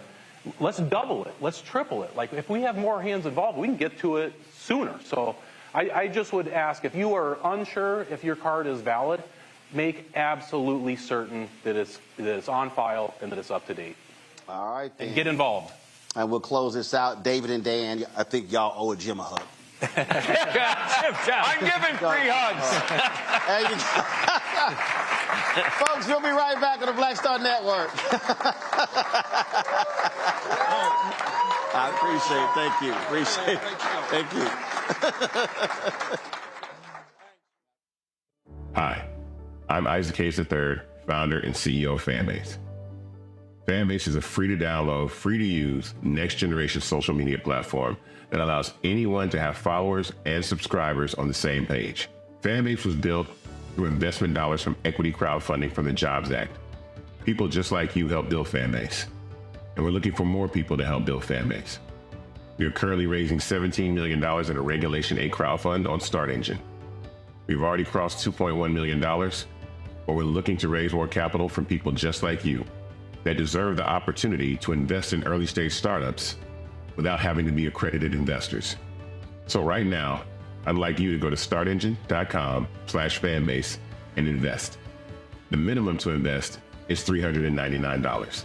That gets you 60 shares of stock in Fanbase right now, today. And then use Fanbase to connect with friends, grow your audience, and be you without limits.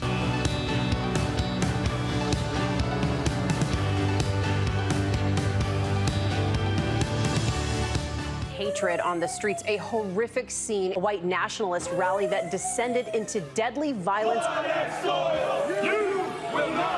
White people are losing their damn minds. As an angry pro-Trump mob storms the U.S. Capitol, we've seen We're about to see the rise of what I call white minority resistance.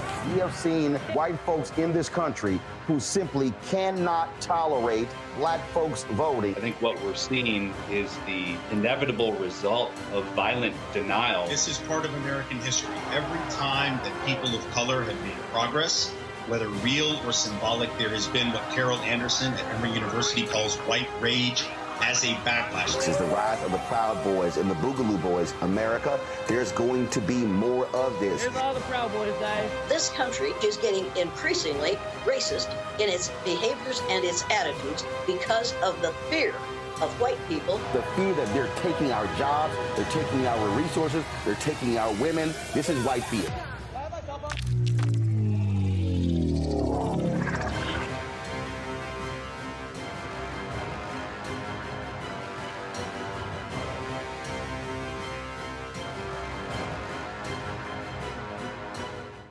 On the next Get Wealthy with me, Deborah Owens, America's Wealth Coach, Black Americans have 1/10 the wealth of their white counterparts.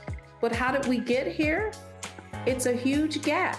Well, that's why we need to know the history and what we need to do to turn our income into wealth. Financial author and journalist Rodney Brooks joins us to tell us exactly what we need to do to achieve financial success. You can't talk about why we are, as black people, where we are, unless you talk about how we got here. Bridging the gap and getting wealthy, only on Black Star Network.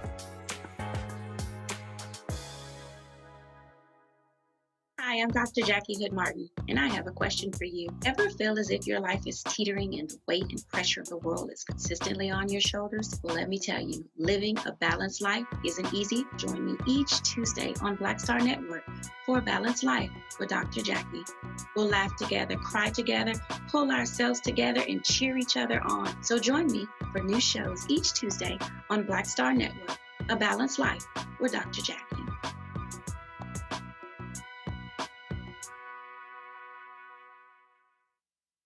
Hey, what's up, y'all? I'm Devon Frank. I'm Dr. Robin B., pharmacist and fitness coach, and you're watching Roland Martin Unfiltered.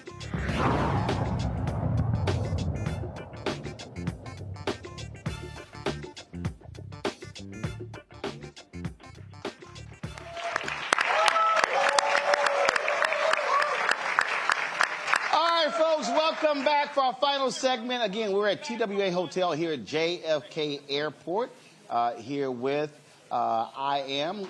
It's been a fantastic show. We're going to close this out.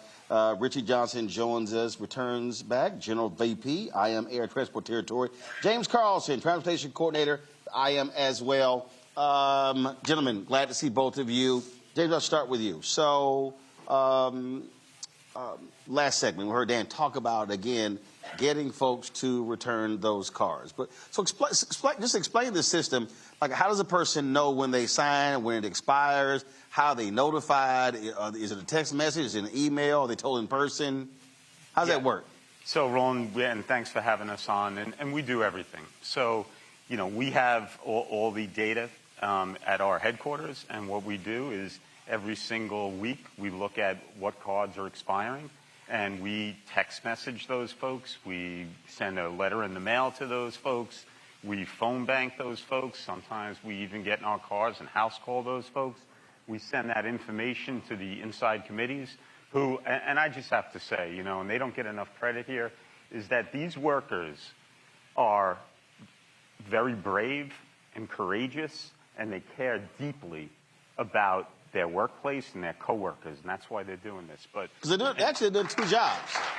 That's correct. It's two jobs. It's their job, and then it's their union job. It's incredibly difficult, and carriers that union bust will take workers who are very effective at talking and educating their coworkers, and they'll put them in a different job assignment, and they'll, you know, sit them by themselves somewhere, or they'll harass them and target them sometimes. But they have a federal right to do what they're doing.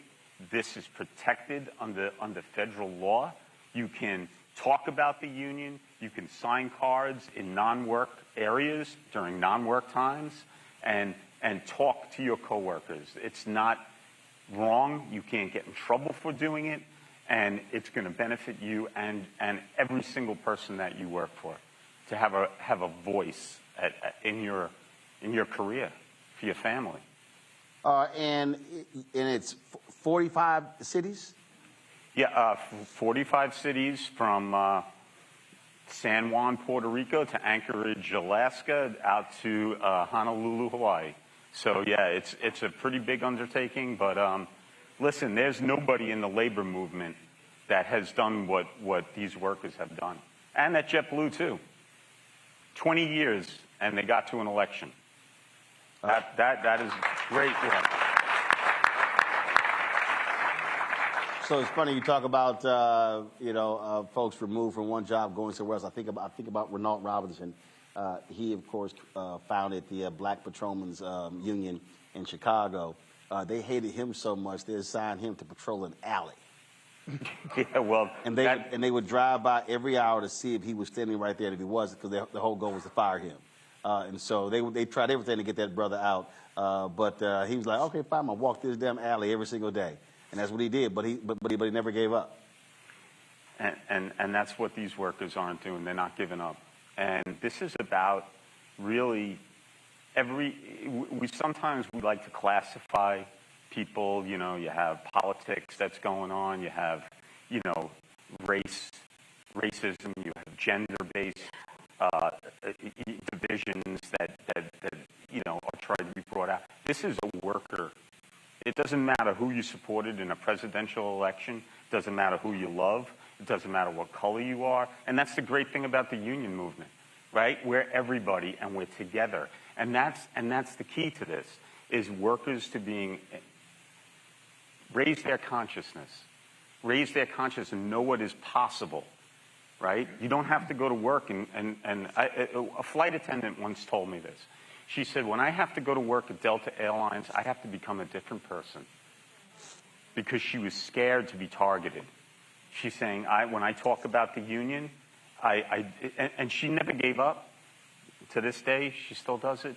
But that's what these workers are for. They're forced into a situation in which they can't relate freely, and they're inundated with messages and inundated with fear and risk. What the union buster does is get the worker to believe that joining a union will risk more of what they have at work than not joining a union. That is the goal. Richard, was also that, I think, again, when you try to get people to understand this, corporate execs, they negotiate their deals. Of course they do. They negotiate salary, stock options, time off. I've seen deals where they negotiate how many hours they get on the corporate jet. I've seen there was an executive with Disney where they bought his house in the D.C. area, gave him the loan for his house in California, then we left the company, paid off that house for him to go back. I mean, so when companies act like workers are demanding too much, This is literally what executives do every single day in these Fortune 500 companies. Yeah, and we bring it to their attention. We talk to our members about that all the time. Excuse me, and they're not shy about it. They're not embarrassed about it. Like these CEOs don't have no guilt over it, or they don't care one bit about it. I mean, look at what the Boeing. Just to go back for a second here to the Boeing thing. Boeing executive was brought to Senate hearings. Right? Mm-hmm. He sat in front of them, and it was a stroke job.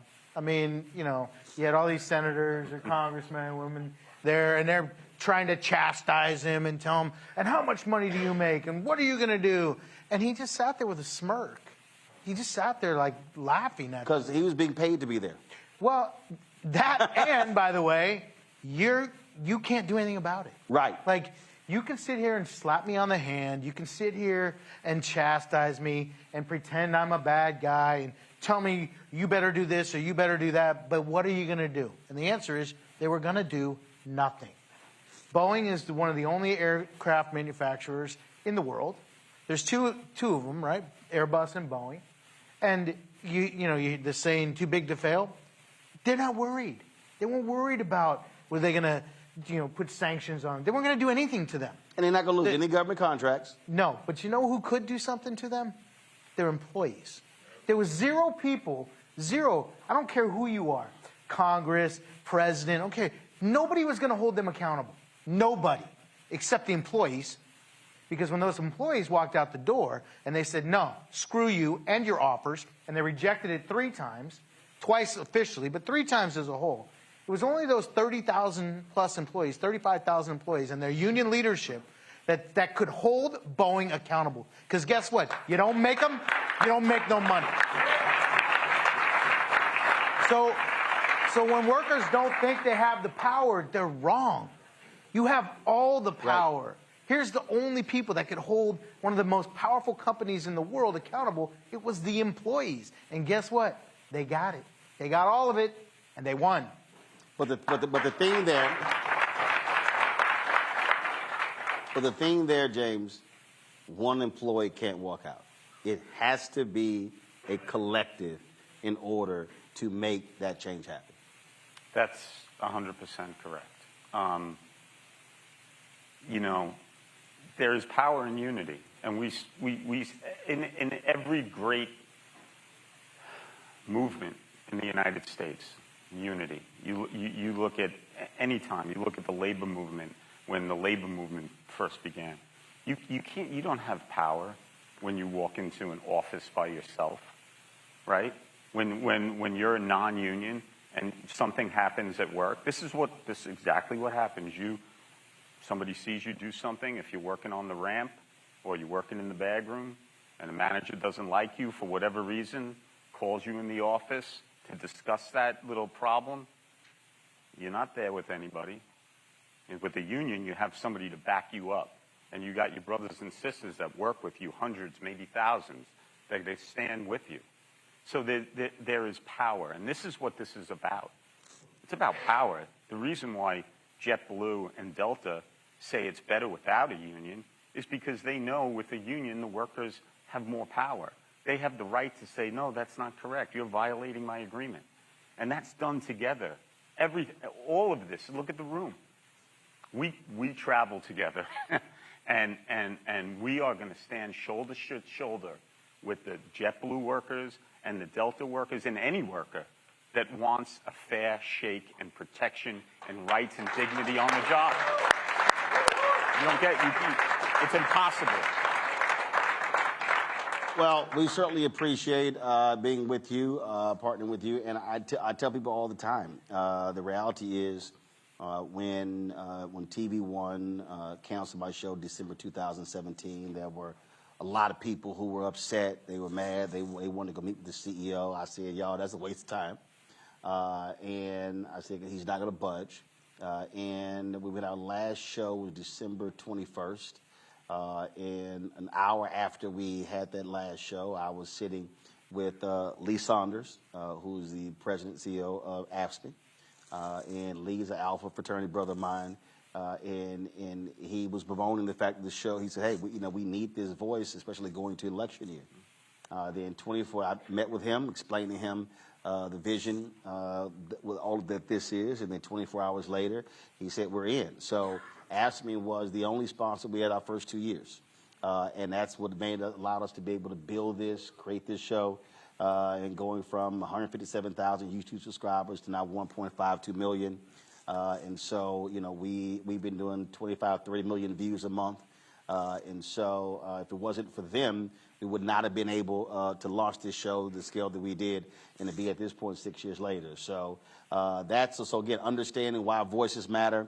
And we also understand being able to spread this message, people begin to learn, and hopefully more people have a better understanding of the reality of many of these airline workers, and they can understand when they're trying to unionize. Now they know exactly what that means. So we appreciate partnering with y'all. Thank you so very much. Thank you, Roland. Glad to be here. James, thanks a lot. Richard, thanks a lot.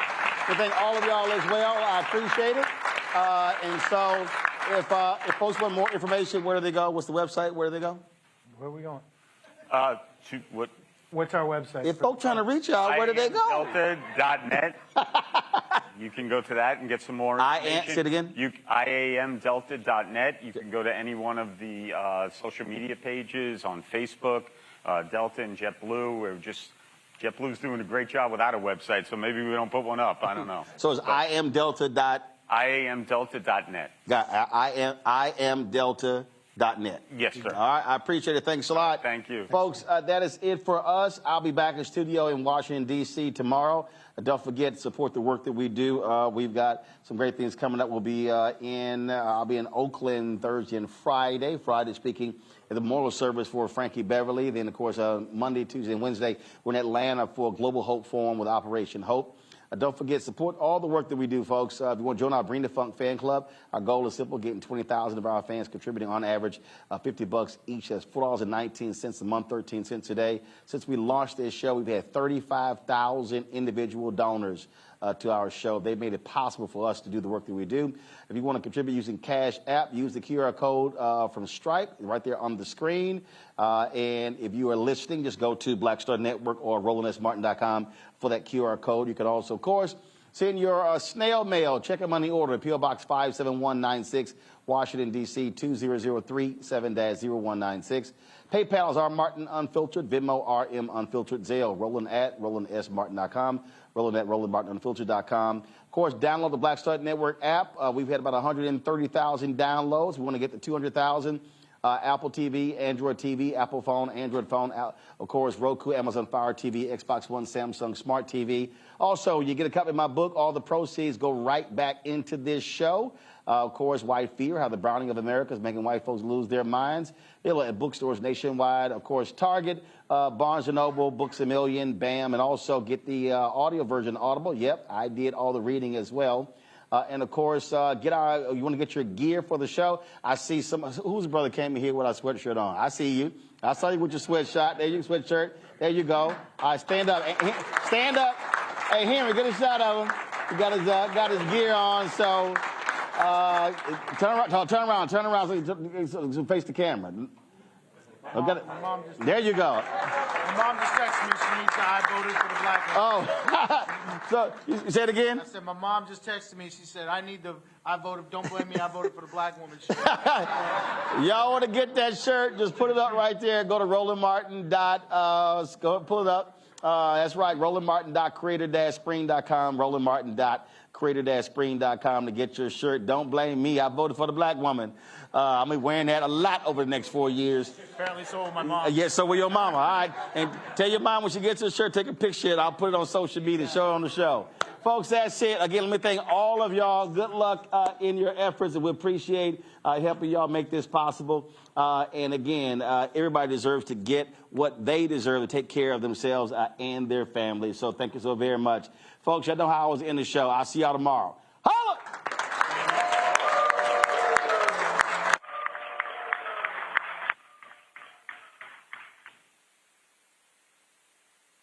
Black Star Network is here. Oh, no punch! I'm real revolutionary right now. Thank you for being the voice of Black America. All momentum we have now, we have to keep this going. The video looks phenomenal. See, there's a difference between Black Star Network and Black-owned media and something like CNN. You can't be Black-owned media and be scared. It's time to be smart. Bring your eyeballs home. You dig?